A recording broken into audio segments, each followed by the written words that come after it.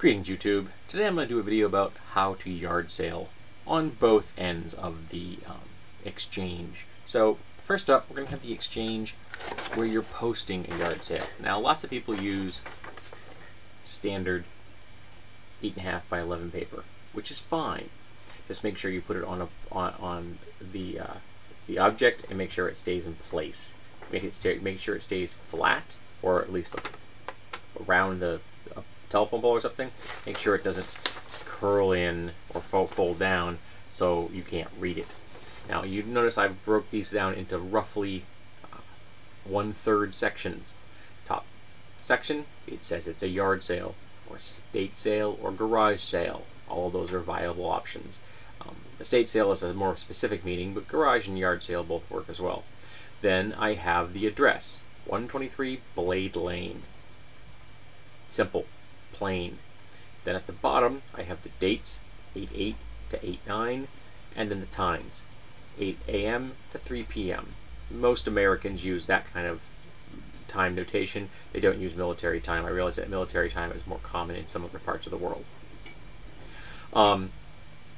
And if you do this, a person can read this from across the street, or more specifically, while they're driving down the street. I have lost track of how many yard sale signs I've seen written like this, which is viable. You can still do this, a 1/3 split this way. It's a little more challenging. You might want to do yard sale in 2 lines in that top third. But they've just written little novels. And what I need when I'm driving by, I need to know it is a sale, I need to know where it is, and I need to know when it is. If I don't have that information, I can't get there. Also, listed on Craigslist. If you're in America, listed on Craigslist. And when you make the Craigslist listing, put down yard sale, garage sale, estate sale, whatever. Put down the address and the town, or at least the town specifically. Okay? And then in the body, make sure you prominently have the address and the date and the time. That all needs to be at the top of your listing, so a person can glance at it in a second and decide, okay, well, I can't go there. It's much easier to just put it in the main line on the main page that says the town. That way, because I filter by town. I want to go into my town or the towns that touch my town. I don't want to be going into 40 miles away to a yard sale because I have to look at a listing that says yard sale, nothing else. All right.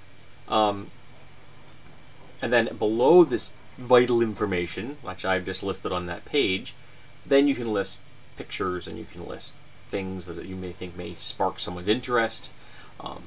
For example, if you want to spark my interest, you're going to put down DVDs, tools, sporting equipment, things like that. That's going to pique my interest.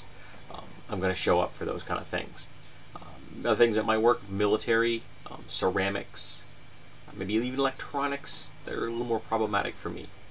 And if you do these, I will show up at your yard sale, so long as it's in an area I want to go. Now, if you are going on a yard sale, again, I suggest checking Craigslist. That's where I find 95% of my yard sales on Craigslist. Flat out. That's where I find it. The rest I find from tolls. And what I do is I list my yard sales here. Okay, now this is a cheap dollar store clipboard. I got it for a gaming video and I've now used it for my yard sale stuff.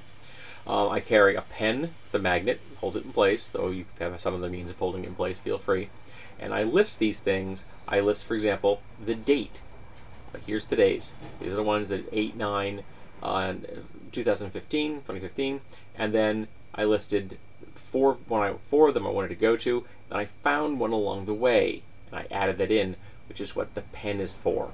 So if I see some on the way, I can quickly write them down before I punch them into my GPS, which is the other thing you're going to need. If you're going to be finding yard sales, get a GPS if you don't have one, because they help you so much to find all the little nooks and crannies of your city that you may never have known existed. Also, when I'm making this list, a lot of the time my GPS may be in my car, so I don't have it with me. Sometimes I'll program them in right here at my desk, but sometimes I don't.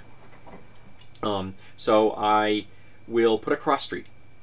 so that in the event that the street the thing is on is a it's a privately built and owned street, like it's a housing development, a lot of the time they won't be on my GPS. My GPS is a very basic unit. I have not gotten any advanced maps in it, so there's a possibility that commercial housing developments may not be on my list. So I put a cross street. I can find the cross street. I can find the cross street. I can then hopefully find your yard sale if you've put up readable signs.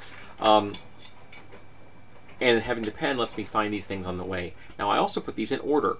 I figure out what order I want to go in. And the nice thing about doing this is that when I'm opening the yard sales, I open them up in a separate tab. I look at them. And many of them, and not all of them, have maps. I can then look at that in the map, figure out how far away it is from my house. If it isn't, I'll open up my own map in Google Maps. And then I'll organize the tabs so that they're in the order I want to go in, and then I write them down. Yes, I am disorganized for my yard sales. And then again, with the pen, it allows me to write down things I find on the fly. So as long as I can get that address quickly, I can turn a corner, plug it in, and go find it. Obviously, I'm not going to be programming it while I'm moving. I'm not going to put someone else's in danger. Now, you'll notice that I have multiple sheets here, and this sheet is the new sheet. Under it is another sheet. And all of these are different days, and it's double-sided. And why do I do this? So I can find places that are having yard sales more than one in a year. Because that could often mean a reseller, or it could mean someone that is going to be having stuff I've already looked at, so why go back? Things I look for that I don't want to be involved with. New items. I don't want to be looking at new items. If I want new items, I'll go to a store. Okay? I want to be looking at things that I know are going to be really well priced, that have been in someone's household, that they've used them, because I can actually talk to them about these particular items. I can't do that with a new item. Also, I'm a voyeur. I like going and looking at people's stuff.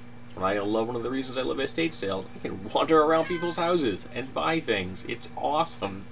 I was at a yard sale today, estate sale today. It was a beautiful house. It was owned by a Quaker.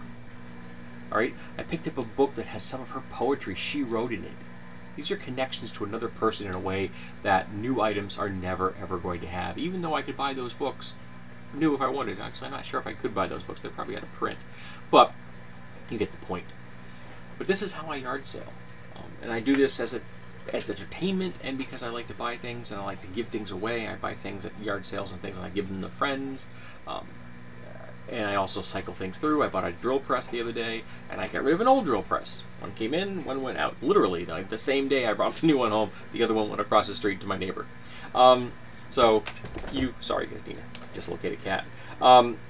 So you can have fun doing this, and I think it's more fun for me if it's organized, if I know where I'm going, what I'm doing, and it helps a lot when people put up signs that I can read while driving down the street. Because if you don't do that, it's really annoying. Now, some people put up colored signs, which is fine. I suggest using the same color if you put more than one up. Because a lot of the time, multiple people will put up signs in an area. And if you have a consistent color, it's more likely I can follow them to where they go. That helps. Good signage can get more people to come to your yard sale, and place them near intersections of major roads if you can. But don't post them 5 miles from where they are. Post them in the general vicinity of where the yard sale is going to be held. Because you want yard sales to be more of a local thing, I think. And if you want to have people coming from other areas, list it on Craigslist. Alright? So I apologize for the background noise. I was hoping to get this video done before that cycle got to that point, but I'm a wordy bastard. So, go out, yard sale, find some bargains.